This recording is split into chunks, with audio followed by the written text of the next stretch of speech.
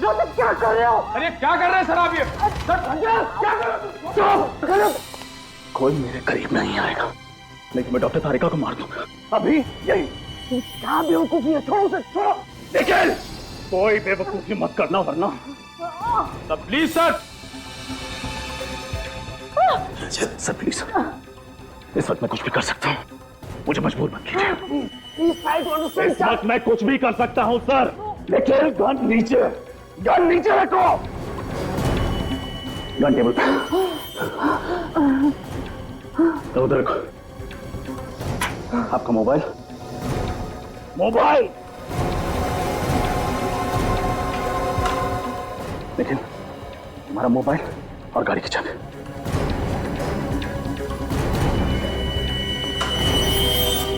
Sir आप ठीक नहीं कर रहे हैं सर। दोनों लोग पीछे। तुम पीछे। छोड़ दो उसे, क्या कर रहे हो तुम? निखिल, लैंडलाइन की तार काटो। निखिल, लैंडलाइन की तार काटो। तुम क्या चाहते हो रजत? ये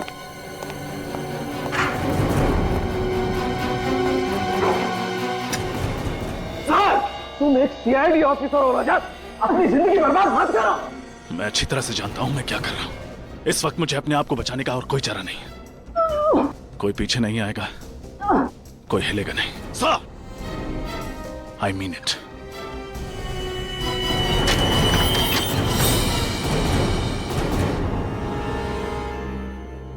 इसे जानती हो? जी सर, ये तो साशा है, हमारे हॉस्पिटल में नर्स है। पर सर, इसे क्या हुआ है? इसका खून हो गया। क्या? Oh my God! अब पर कब? कल शाम को तो मैं इससे मिली थी। एक मिनट, कल साशा मिली थी तुम्हें? जी सर। तो क्या उसके बर्ताव में तुम्हें कुछ अजीब नजर आया? हाँ सर, कल शाम को वो बहुत परेशान लग रही थी। क्यों, तुमने पूछा नहीं उसे? पूछा था सर, पर उसने मुझे कुछ भी नहीं बताया।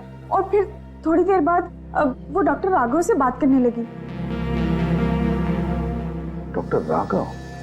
कहाँ है ये डॉक्टर राघव? जरा बुलाओ उन्हें।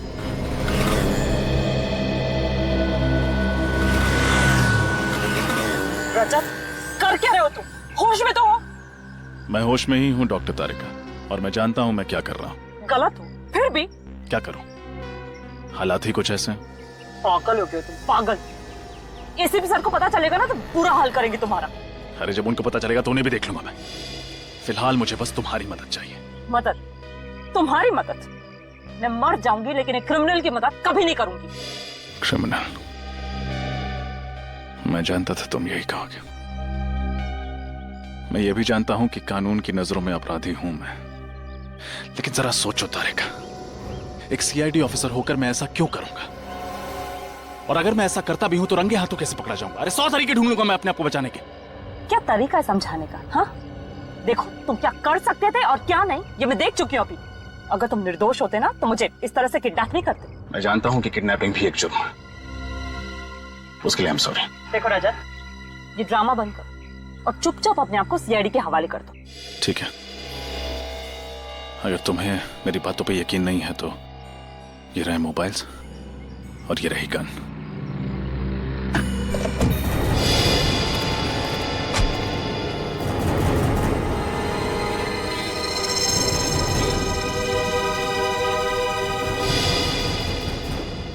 डॉक्टर राघव, आपके हॉस्पिटल की नर्स साशा कल कुछ टेंशन में थी, तो उसने तुम्हारे साथ कुछ बातचीत की ना?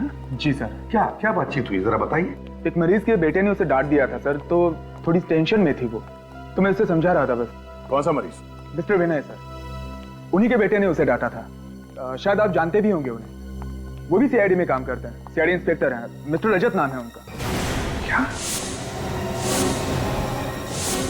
सीआईडी इंस्पेक्टर रजत? तो रजत ने हमें बताया नहीं कि उसके पिताजी हॉस्पिटल में हैं। और तो और दया, रजत ने हमसे झूठ बोला है। उसने कहा कि वो नर्स साशा से कभी मिला ही नहीं। क्यों? अच्छा, उसके पिताजी अभी भी हॉस्पिटल में एडमिट है? जी हाँ सर। निखिल,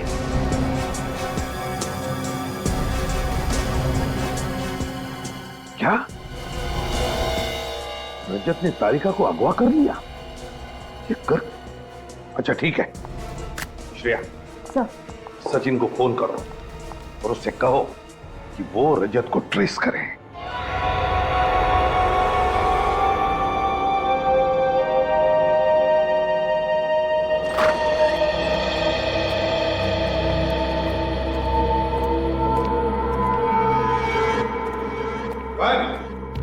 पता नहीं सर, इसी बेड पर तो थे।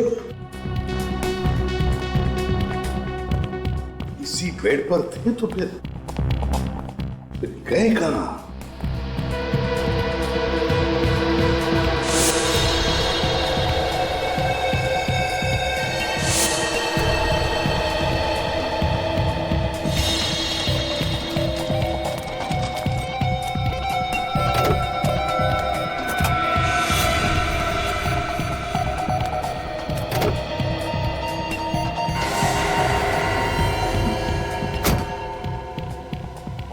डोंट वरी, मैं तुम्हारा साथ देने के लिए तैयार हूँ।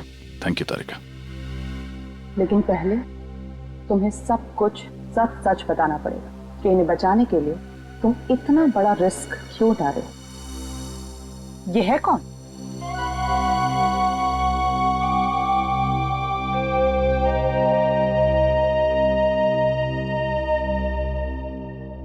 I'm sorry, पापा।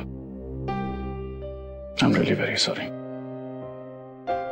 अपने काम में बिजी रहा, आपको वक्त नहीं दे पाया। क्या कहूं, ड्यूटी कुछ ऐसी है।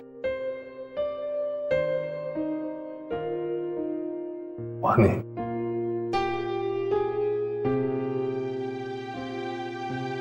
वानी,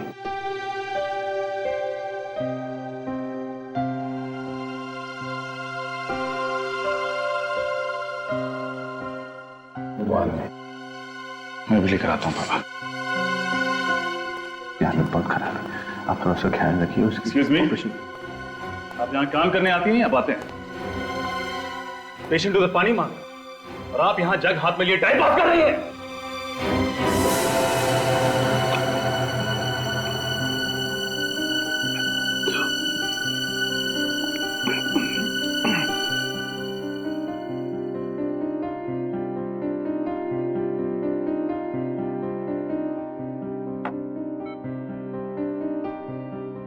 खून, खून चिट्ठी के पास बंगलो, सबूत मिटा दो,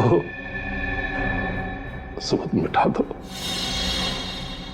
चाबी गमले के नीचे, आशीष बंगलो। मदद करो बेटा,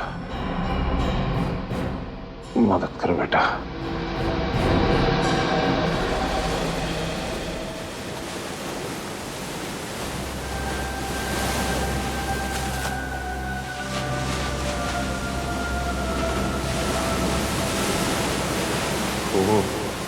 खून, मदद करो बेटा, सबूत मिटा दो बेटा। चिट्ठी के पास आशीष बंगलो। पापा से कहीं कुछ गलत तो नहीं हो गया? नहीं नहीं, पापा ऐसा क्यों करेंगे? जरूर ये पापा का कोई भ्रम होगा, दवाइयों के हैवी डोज का दिमाग पर असर पड़ा होगा। लेकिन अगर ये उनका भ्रम नहीं हुआ तो एक सीआईडी ऑफिसर होने के नाते मुझे उनकी बातों को नजरअंदाज नहीं करना चाहिए। एक बार उस बंगलो पे जाके देखता हूँ, हो सकता है ये उनका भ्रम ना हो, हकीकत हो।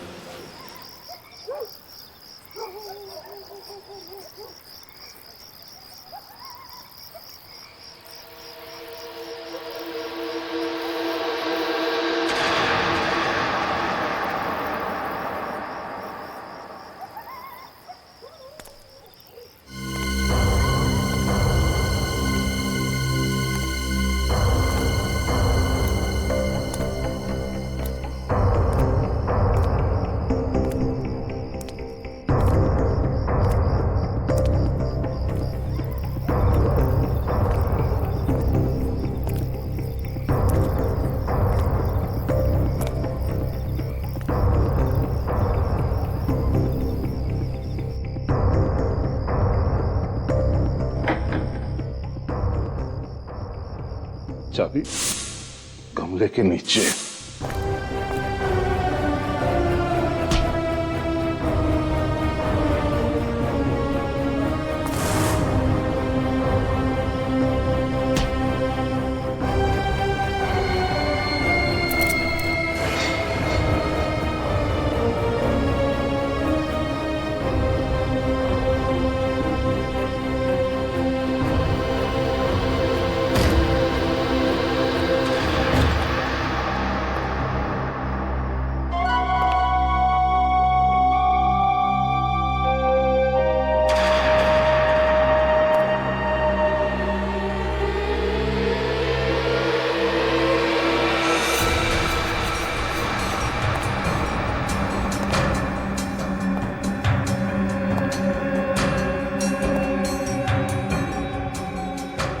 पापा ने जो कुछ भी कहा सब सच निकला।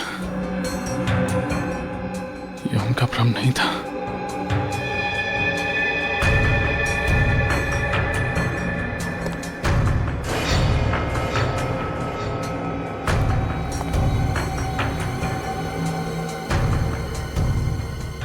इतना सारा खून, यह औजार, ऐसा क्या हुआ है यहां पर? कहीं कोई लाश भी नहीं।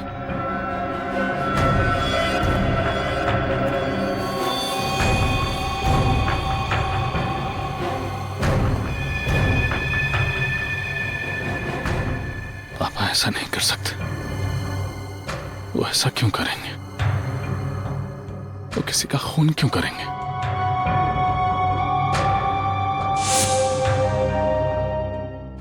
अब तो तुम मेरी मजबूरी समझ सकती हो ना। मगर इस सबके पीछे रजत और उसके पिताजी का क्या रोल हो सकता है सर? क्या रजत या उसके पिताजी को कोई खतरा था जिसकी वजह से उसने इतना बड़ा कदम उठाया? हो सकता है, जरूर हो सकता है। नहीं तो रजत एक सीआईडी ऑफिसर इतना बड़ा कदम कैसे उठा सकता है, सबके सामने तारिका को किडनैप करने का? सर अगर वो तारिका को किडनैप कर सकता है तो उस पर वार भी कर सकता है। नहीं अभिजीत, मुझे नहीं लगता।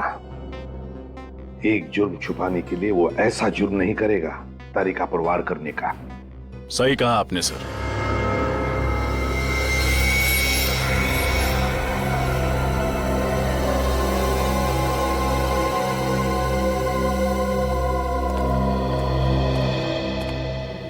रजत, सर मैं अपने आप को सरेंडर करने आया हूं। ये निखिल की गन, ये मोबाइल्स। निखिल,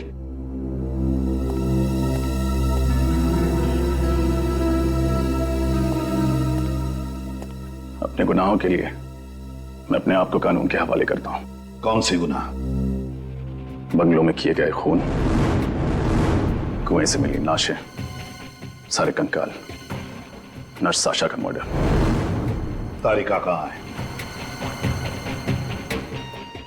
उसे मैं अपने साथ नहीं लाया। कहाँ है वो? डॉक्टर तारिका सुरक्षित है। जब तक वो तुम्हारे पास है सुरक्षित नहीं है। कहाँ है वो? मैंने डॉक्टर तारिका को बीच रास्ते में ही छोड़ दिया था। वो तो पता चल जाएगा।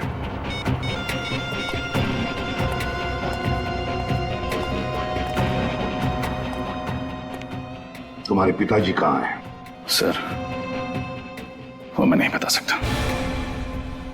क्यों नहीं बता सकते?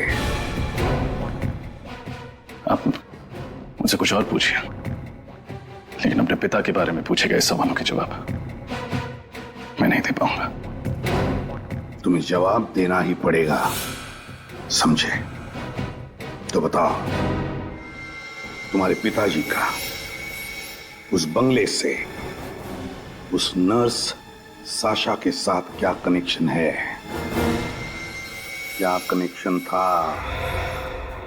और फिर डेल्टा हॉस्पिटल से क्या वो जुड़े हुए हैं? जवाब दो रजत। आई एम सॉरी सर,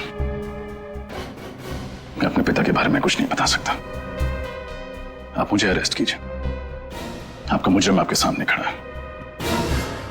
बॉस, एक बहुत इंपॉर्टेंट बात पता चली है, बताना जरूरी था इसलिए मैं खुद चलाया। क्या पता चले डॉक्टर साहब? दया, वो जो जमीन पर खून पड़ा हुआ था उसमें ग्लाइसरॉल है। सर वो क्या होता है? वैसे तो ग्लाइसरॉल का इस्तेमाल कई जगह किया जाता है, लेकिन खास तौर पर ग्लाइसरॉल का इस्तेमाल ब्लड बैंक में खून को प्रिजर्व करने के लिए किया जाता है। मतलब वो खून किसी ब्लड बैंक से लाया गया?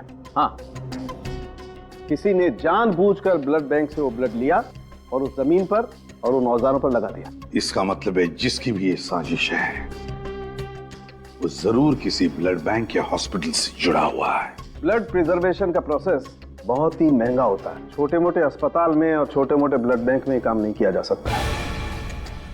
एक और खास बात, रजत के पिताजी डेल्टा हॉस्पिटल में थे और डेल्टा हॉस्पिटल में खून को प्रिजर्व करने के लिए ग्लाइसरॉल का इस्तेमाल किया जाता है।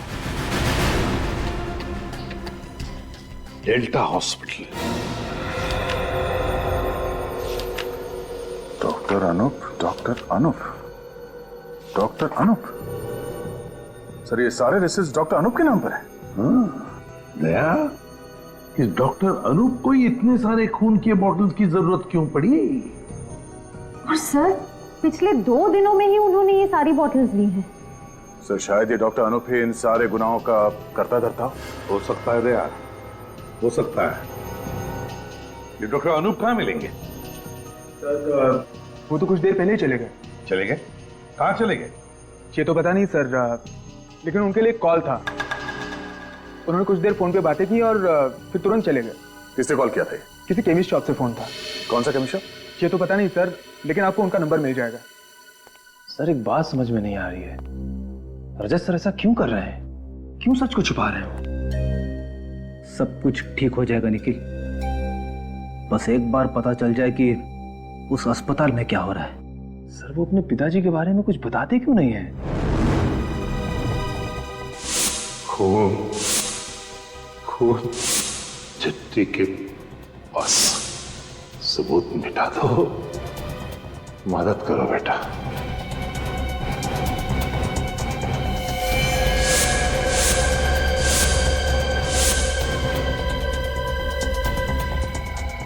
किसी ने जानबूझकर ब्लड बैंक से वो ब्लड लिया और उस जमीन पर और उन औजारों पर लगा दिया। एक और खास बात, रजत के पिताजी डेल्टा हॉस्पिटल में थे और डेल्टा हॉस्पिटल में खून को प्रिजर्व करने के लिए ग्लाइसरॉल का इस्तेमाल किया जाता है।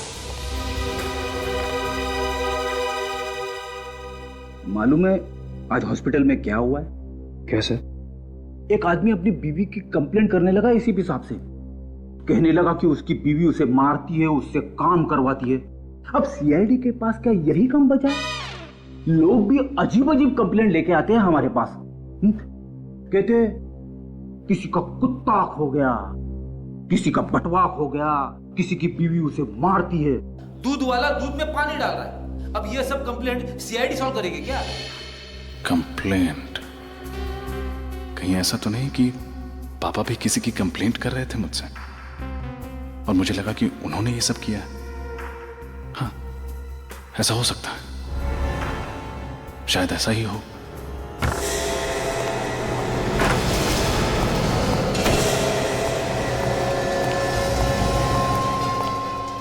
कहाँ जा रहे हो आप? रुक जाइए वरना।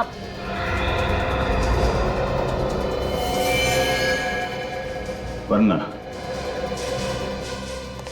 वरना क्या? तुम लोग मुझ पर गोली चलाओगे? जरूरत पड़ी तो, इसलिए प्लीज। देखो मुझे एक बहुत ही जरूरी काम याद आ गया, मुझे जाने दो। एसीपी सर ने कहा है कि आप ब्यूरो से बाहर नहीं जा सकते। निखिल, इट्स इंपॉर्टेंट, मेरा विश्वास करो, इसमें मेरी कोई चाल नहीं। अगर इसमें आपकी कोई चाल हुई तो? रेडी, अगर मुझे भागना ही होता तो मैं अपने आप को सरेंडर क्यों करता? प्लीज मेरी बात मानो, इस वक्त मेरा यहां से जाना बहुत जरूरी है। प्लीज।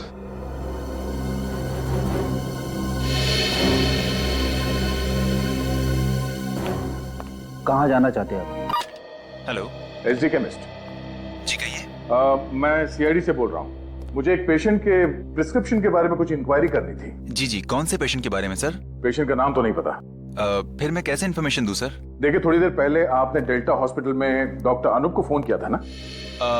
यस सर, एक्चुअली उन्होंने मुझे फोन किया था ये इन्फॉर्मेशन देने के लिए कि मिस्टर विनय नाम के पेशेंट का अगर कोई प्रिस्क्रिप्शन लेकर के आए तो मैं उन्हें इन्फॉर्म कर दूं। विनय, ये तो रजत के पिताजी हैं। क्यों? सर, उनका कहना था कि मिस्टर विनय पेशेंट जो हैं वो एक फ्रॉड हैं। मिस्टर विनय एक फ्रॉड है? अच्छा, मिस्टर विनय की दवाई लेने के लिए कोई आया था वहां पे? हाँ सर, एक लड़की आई थी सर। ये लड़की दिखती कैसी है? मेरा मतलब उसका हुलिया कैसा है? सर, वो लड़की लंबी थी, घुंघराले से बाल थे, इससे ज्यादा मैं नहीं जानता सर। और इस लड़की का एड्रेस बताया तुमने डॉक्टर अनूप को? हाँ हाँ सर, मैंने उन्हें इन्फॉर्म कर दिया है। क्या एड्रेस क्या है उसका? तुम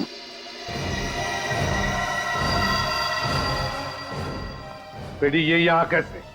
हाँ? सर, मैं जानता हूं आप लोग मुझसे नाराज हैं। मैंने जो किया गलत किया।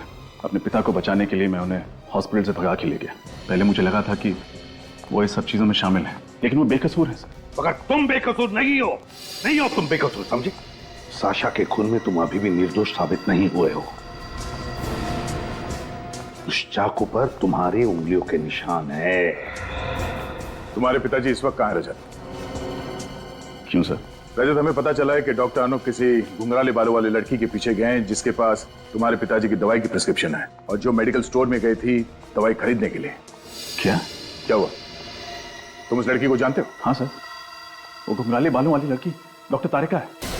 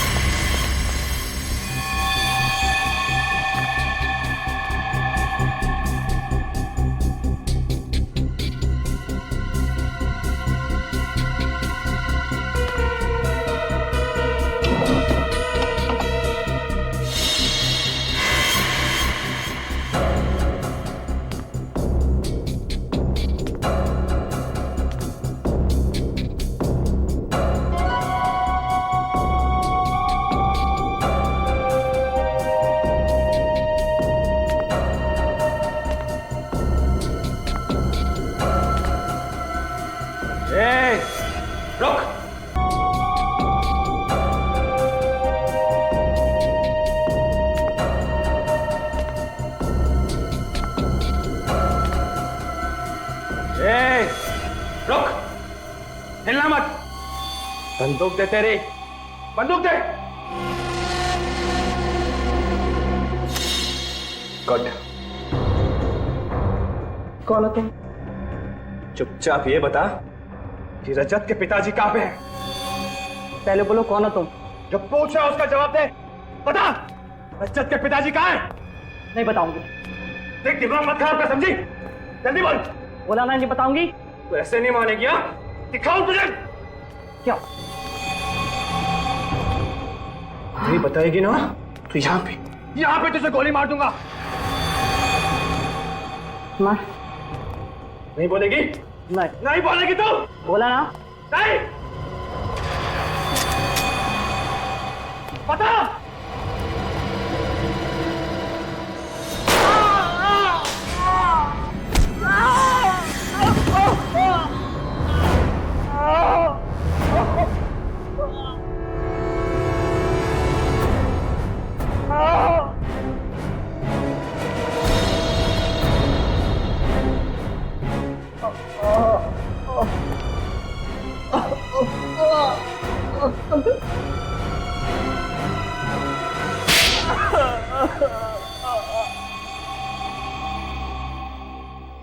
मुझे माफ कर दीजिए सर, मुझे माफ कर दीजिए।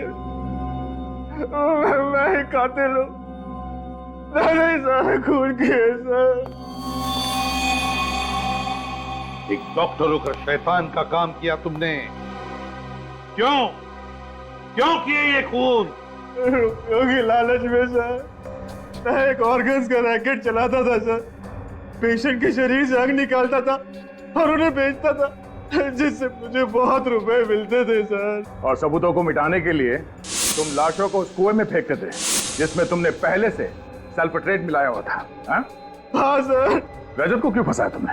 रजत के पिताजी ने मेरी और शाशा की सारी बातें सुन ली थी सर, और उन्होंने वो सारी बातें रजत को बता दी। मैं जानता था रजत एक सीआईडी कॉप है, वो उस बंगले में जरूर जाएगा और मैं और शाशा पकड़े जाएंगे। इसलिए उस दिन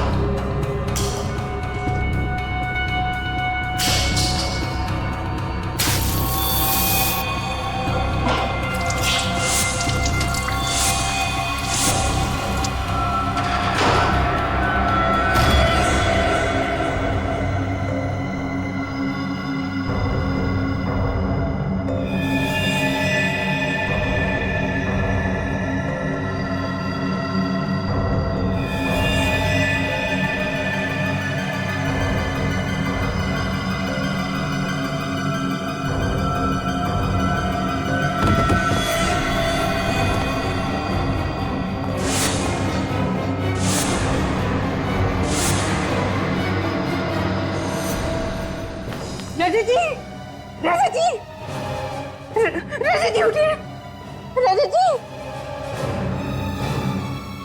रजत जी उठिए ना, क्या हो गया आपको? उठिए ना रजत जी।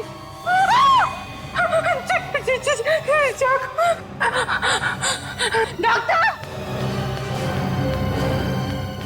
अनु, ये सब क्या किया तुमने?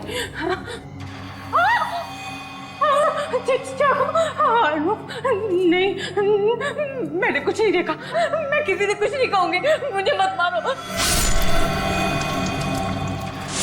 लेकिन साशा को क्यों मारा तुमने? साशा मुझसे बहुत प्यार करती थी और ऑर्गन्स का रैकेट चलाने में मेरी मदद भी करती थी, मेरी साथी थी वो।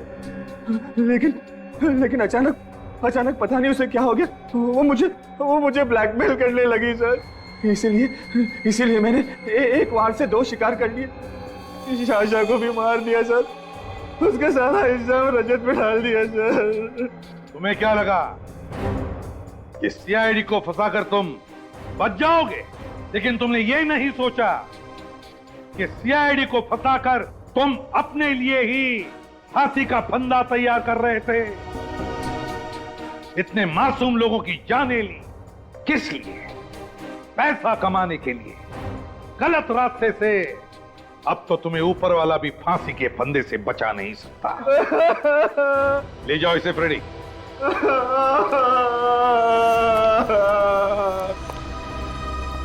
आई एम सॉरी सर, मैंने रजत, एक बात हमेशा ध्यान रखना, एक सीआईडी ऑफिसर के लिए रिश्तों से ज्यादा फर्ज होता है।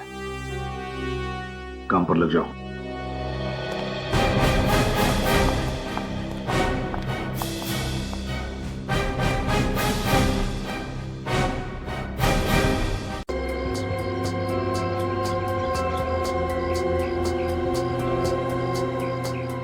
सोनिया बेटा, क्या कर रहे हो? जल्दी चलो, अगर स्कूल जाने में आज भी देर हो गई ना तो एब्सेंट लग जाएगी। बेटा, गार्डन में खेलने का टाइम नहीं है, चल यहाँ से। माँ, कितना रंगी रंगी फूल है। सोनिया, क्या कर रही है? यूनिफॉर्म गंदा हो जाता है ना, टीचर डांटती ना। चलो अभी यहाँ से। माँ, मुझे खेलना बहुत अच्छा लगता है। हाँ बेटा, खेल लेना, लेकिन स्कूल के बाद, ठीक है? चलो।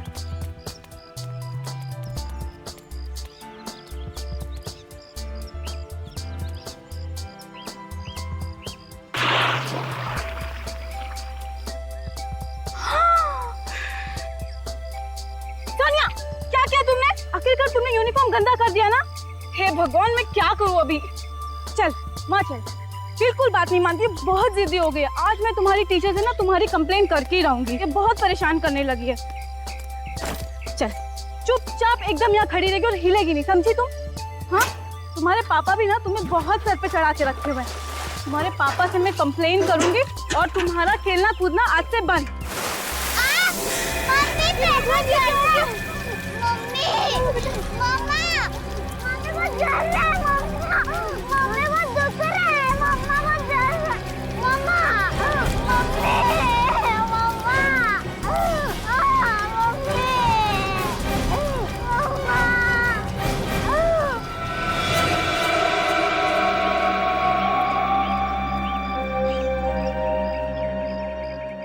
सर, इतना भयानक नजारा ना ही मैंने कभी देखा ना ही सुना।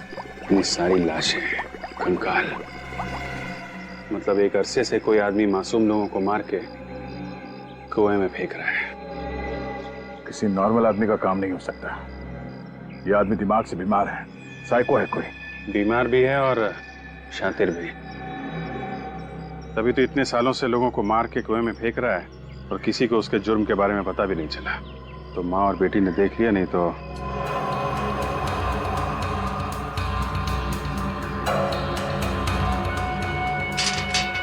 बात समझ में नहीं आई। कुएं के पानी में कुछ है क्या, इसकी वजह से उस बच्ची का पैर जल गया और घास भी जली हुई।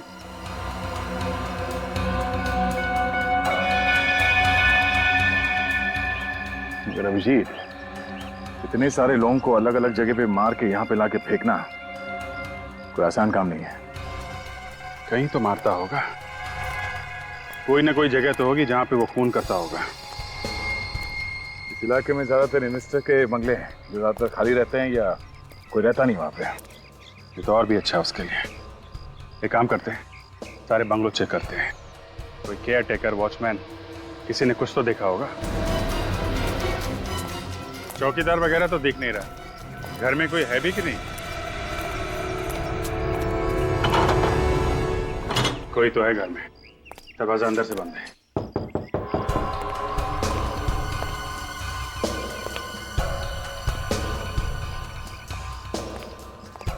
अंदर कोई दिख तो नहीं रहा है। कहीं ऐसा तो नहीं कि चौकीदार पीपा के अंदर पड़ा हो? ये भी तो हो सकता है कि वो जानबूझ के दरवाजा खोल नहीं रहा। हो सकता है।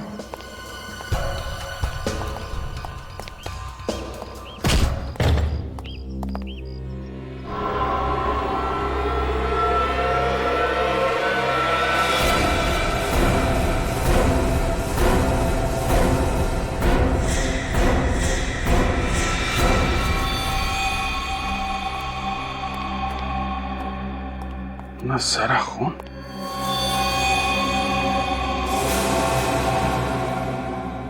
सर, बहुत सारे चाकू भी हैं।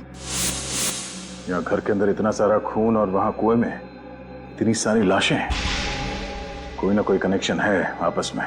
बिल्कुल दया, कनेक्शन है। लगता है खून यहाँ पे होता है और लाशें उस कुएं में डाली जाती हैं। और भी ये सब चाकू डालो, संभाल के। इसमें फिंगरप्रिंट्स होंगे।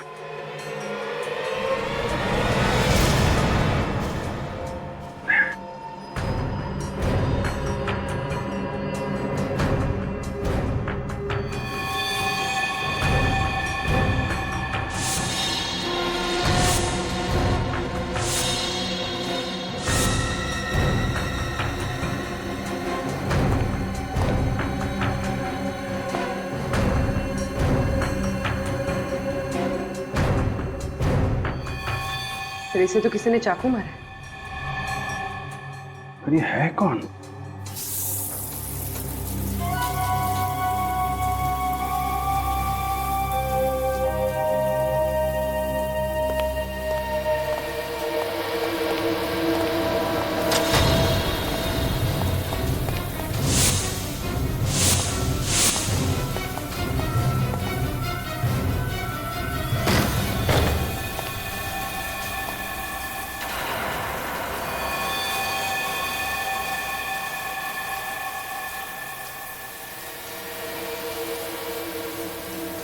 हाथों पर।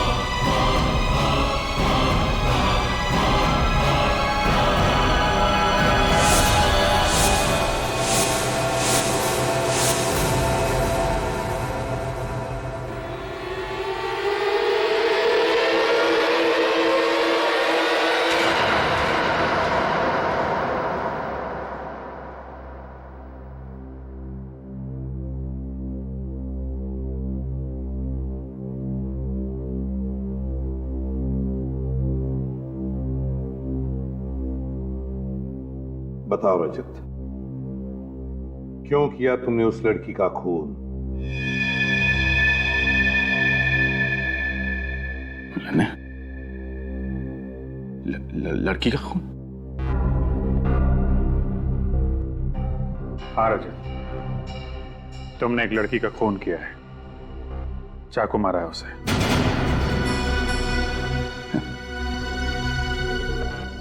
मेरी समझ में कुछ नहीं आ रहा है सर।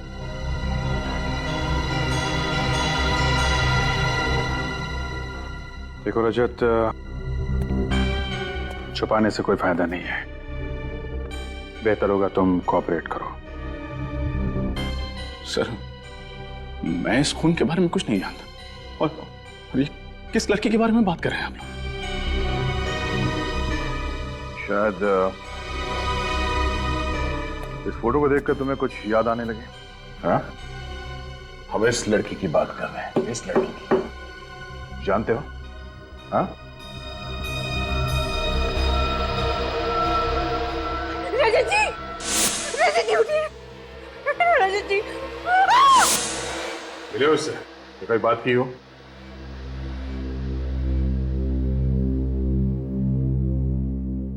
बोलो रजत।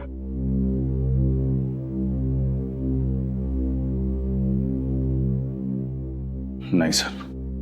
जानते नहीं हो तो फिर खून क्यों किया इसका? खून? सर, आप लोग बार बार ये खून के बारे में क्यों बात कर रहे हैं?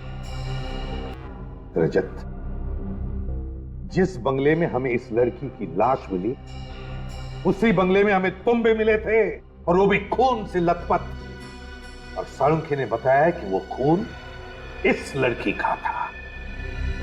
सिर्फ यही नहीं, जिस चाकू से इस लड़की का खून किया गया है, उस चाकू पे तुम्हारे उंगलियों के निशान मिले हैं। सिर्फ तुम्हारी उंगलियों के निशान। लेकिन सर, मैंने कोई खून नहीं किया, नहीं मारा मैंने इसे। अगर तुमने इस लड़की को नहीं मारा तो फिर इसका खून तुम्हारे शरीर पर कैसे आया?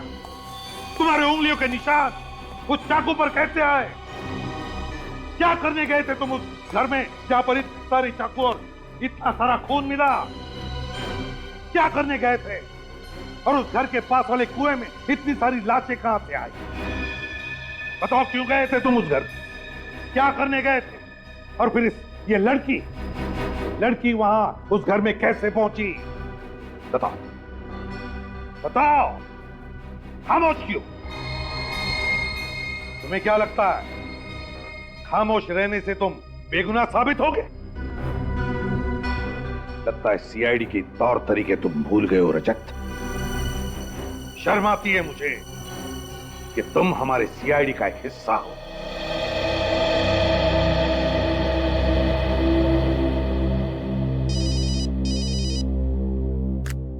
साळुंखे, क्या क्या कहा तूने? अच्छा, हाँ समझ गया मैं। ठीक है, सर, रजत को साळुंखे के पास लेकर जाओ। बात कैसे? साळुंखे इसकी ब्लड टेस्ट करना चाहता है।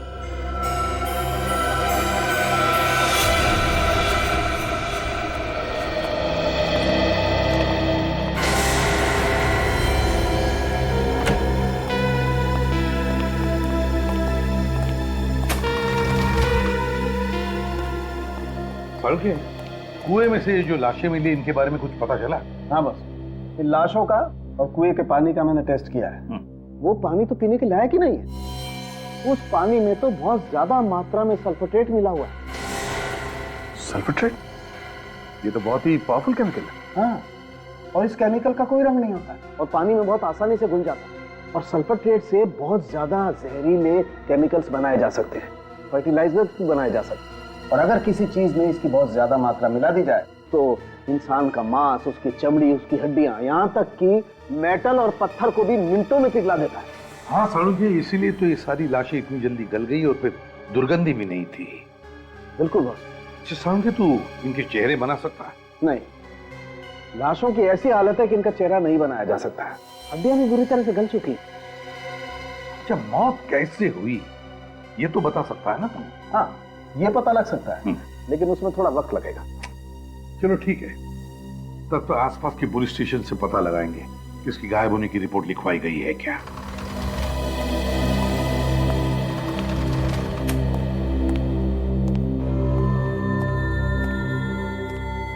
सर, हाँ, इस लड़की का पता चल गया सर, डेल्टा हॉस्पिटल में काम करती है। डेल्टा हॉस्पिटल में?